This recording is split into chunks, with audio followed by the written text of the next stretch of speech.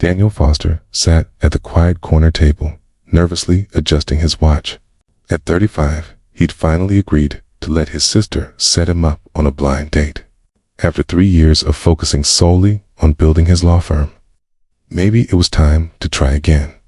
The restaurant was elegant, but understated, its warm lighting casting a golden glow over the wooden tables. Daniel checked his phone. 7 o'clock exactly. She should be here any minute. He looked up to see a woman approaching his table. She had long blonde hair that fell in soft waves and wore a simple beige blouse. She was beautiful, but there was something else, something in her eyes as she looked at him that made him feel like he was missing something important. "Daniel?" she asked, her voice tentative. Double quotes. "Yes, you must be Claire." He stood and extended his hand.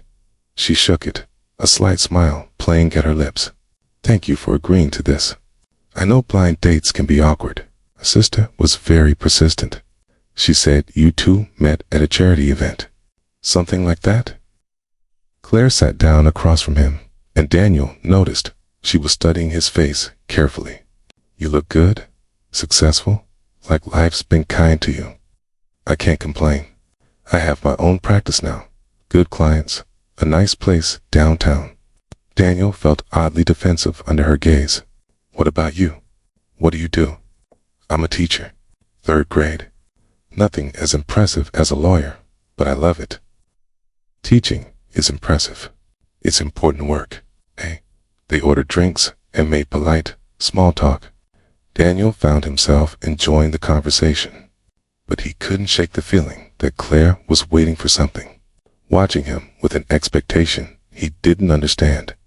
Finally, about 20 minutes into dinner, Claire set down her fork and looked at him directly. "Daniel, can I ask you something?" "Of course. You don't remember me, do you?" Daniel felt his stomach drop. He studied her face more carefully, searching his memory. There was something familiar, but he couldn't place it. "I'm sorry. Should I?" Claire smiled, but there was sadness in it. "It's okay. It was a long time ago, and I looked very different then. 15 years. Actually, 15 years.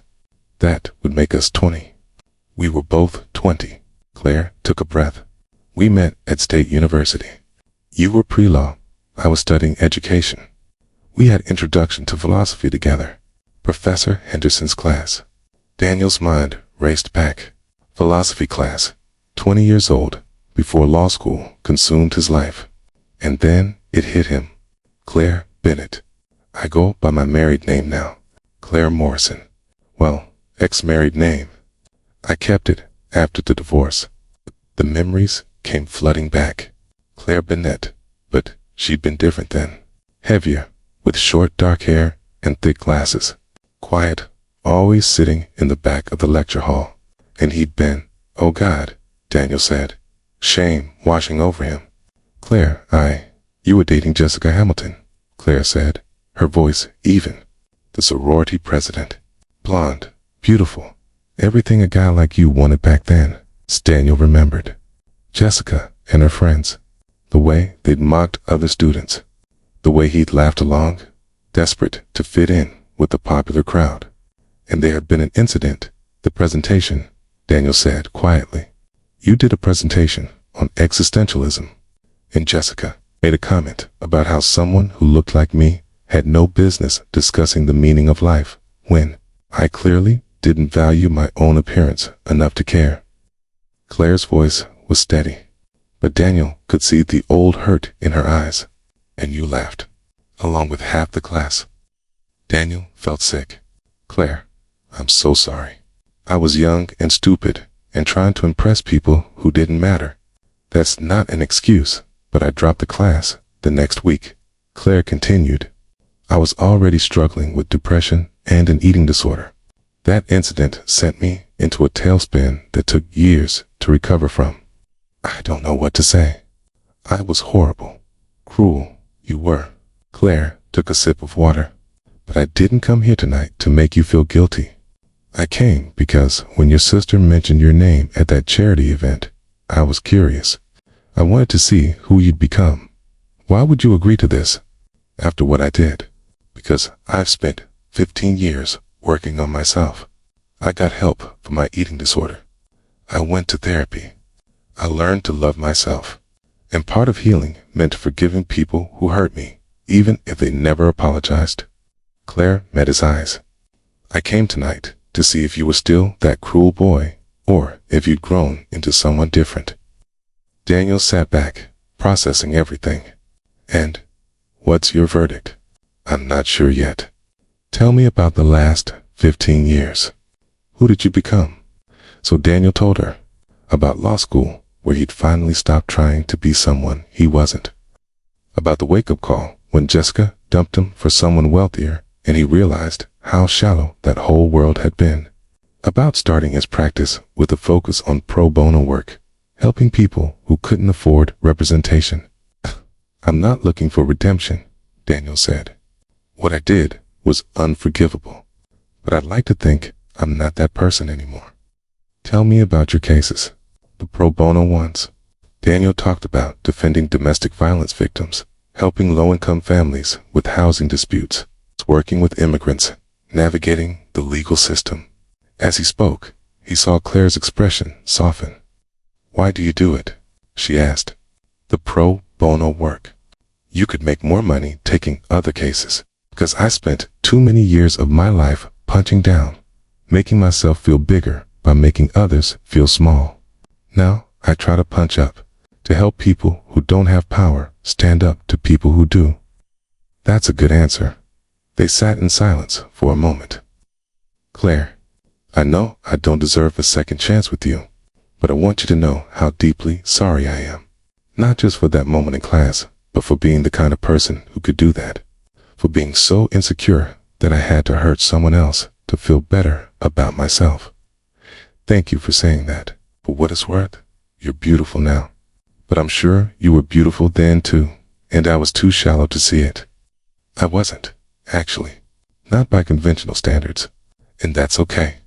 I don't need to have been beautiful then for what you did to be wrong. You're right. I'm sorry, Claire smiled. You apologize a lot now.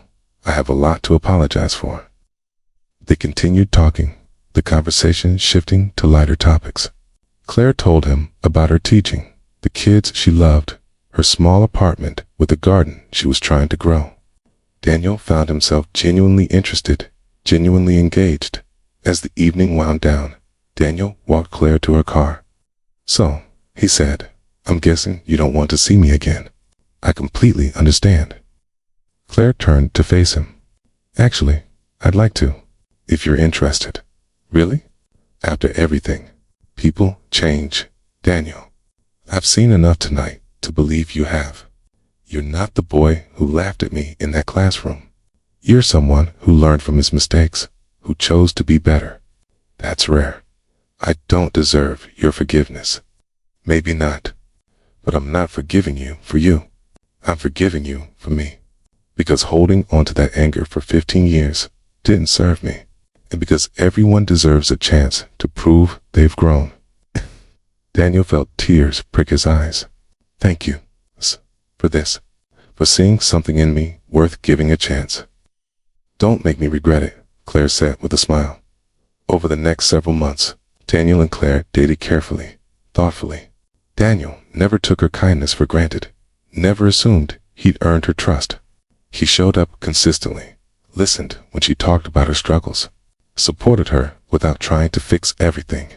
One evening, 6 months in, Claire invited him to speak to her class about bullying and redemption. Daniel stood before 33rd graders and told them a simplified version of his story. When I was younger, I hurt someone's feelings because I wanted other people to think I was cool. But being cool isn't about making other people feel small. It's about making them feel seen and valued. I learned that lesson way too late, but you can learn it now. After the talk, Claire hugged him in the empty classroom. That took courage. I owed it to you, and to the person I used to be, I guess. Maybe if someone had told me that lesson when I was 8, I wouldn't have been such a jerk at 20. A year after that first dinner, Daniel stood in front of Claire's 3rd grade class again.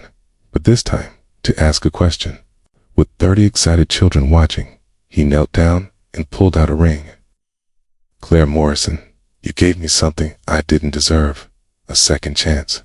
You taught me that people can change, that forgiveness is possible, and that the person you become matters more than the person you were. Will you marry me?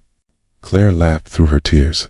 Yes, but you have to promise to keep growing, keep trying to be better, every day. I promise. At their wedding, Daniel's toast included an acknowledgement of their unusual beginning. My wife is the bravest person I know. She looked at someone who'd hurt her and chose to see who he could become instead of who he'd been. She taught me that redemption isn't about erasing the past. It's about learning from it and choosing differently going forward. At times, blind dates reveal more than we expect. Sometimes the stranger across the table knows us better than we know ourselves. And sometimes the person we hurt the most becomes the person who saves us not from our past, but from staying stuck in it. If this story touched your heart, please like and share it. Subscribe for more stories about second chances and personal growth. Leave a comment about a time when someone surprised you by forgiving what seemed unforgivable. Your stories inspire us all.